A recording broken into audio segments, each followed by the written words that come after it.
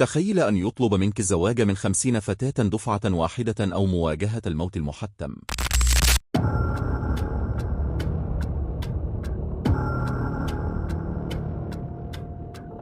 شاب مغربي يجبر على الزواج أو الموت. قصة ياسين غلام في غينيا. تخيل أن يطلب منك الزواج من 50 فتاة دفعة واحدة أو مواجهة الموت المحتم.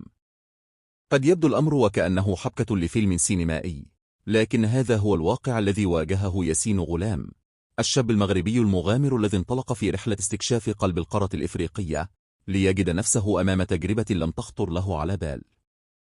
ياسين غلام ابن مدينة الدار البيضاء، شاب في 36 من عمره، كان شغفه بالسفر قد نشأ معه منذ طفولته المبكرة. كان يحلم دائما باكتشاف العالم ومغامراته، ولم يكن يدرك أن هذا الحلم سيتحول إلى تحد كبير يضع حياته على المحك. عندما كبر، قرر أن يحول حلمه إلى حقيقة، فبدأ بالتخطيط لرحلة طويلة عبر القارة الإفريقية. انطلقت مغامراته متنقلا بين دول إفريقيا، زائرا ثقافات مختلفة ومكتشفا عادات وتقاليد متنوعة. خلال رحلته تمكن من زيارة 27 دولة إفريقية، إلى أن وصل إلى قرية نائية في شمال غينيا، تلك القرية التي ستشهد أكثر اللحظات غرابة وخطورة في حياته. عندما دخل ياسين القرية، طلب من أهلها استضافته لمدة 3 أيام، رغبة منه في تصوير عاداتهم وتقاليدهم وتوثيقها. بدا الأمر بسيطا في البداية، ولم يتوقع أبدا أن هذا الطلب سيقلب حياته رأسا على عقب.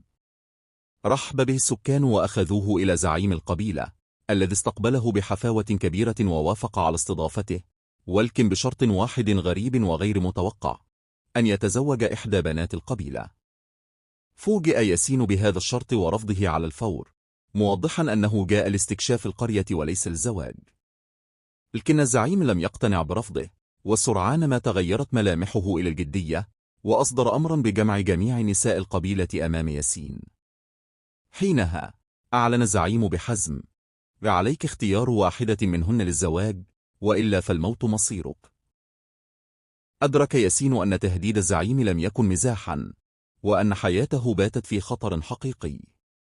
شعر بالخوف والحيرة، لكنه لم يكن أمامه خيار سوى الموافقة المؤقتة. ومع ذلك لم يستطع إخفاء تساؤله، فسأل الزعيم: لماذا تصرون على تزويجي من إحدى بناتكم؟ فجاء الرد صدما: نريد تحسين نسل القبيلة. لم يكن أمام ياسين سوى الرضوخ للأمر الواقع رغم غرابة الموقف، لكنه طلب معرفة الفتاة التي سيتزوجها. وهنا جاءت الصدمة الكبرى: الزعيم لم يطلب منه الزواج من فتاة واحدة، بل أمره بالزواج من جميع بنات القبيلة، اللواتي بلغ عددهن بين 50 و55 فتاة.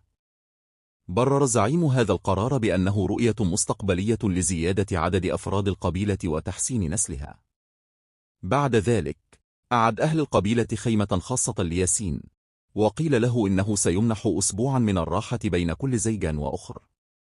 كان الموقف برمته أشبه بالكابوس، ولم يكن أمام ياسين سوى التظاهر بالانصياع بينما كان يخطط للهروب. وفي أول أسبوع من الراحة بعد زواجه الأول، استغل الفرصة وهرب بعيدا عن القرية، تاركا وراءه تجربة لن ينساها أبدا. قصة ياسين غلام ليست مجرد مغامرة، بل درس عميق عن التحديات التي قد تواجه من يلاحق أحلامه حتى أقصى الحدود. ختاما، مغامرة ياسين غلام ليست مجرد حكاية عن السفر، بل درس في الشجاعة والصمود أمام أصعب الظروف. أحيانا تحمل لنا الحياة تحديات لم نتوقعها، لكن الأهم هو كيف نواجهها. وبينما نغلق هذا الفصل، تذكروا أن السعي وراء الأحلام قد يكون محفوفا بالمخاطر، لكن الإصرار على تحقيقها هو ما يجعل الرحلة تستحق. إذا أعجبتكم القصة، لا تنسوا دعمنا بالإعجاب والاشتراك لنستمر في تقديم المزيد من الحكايات المثيرة. إلى اللقاء في مغامرة جديدة.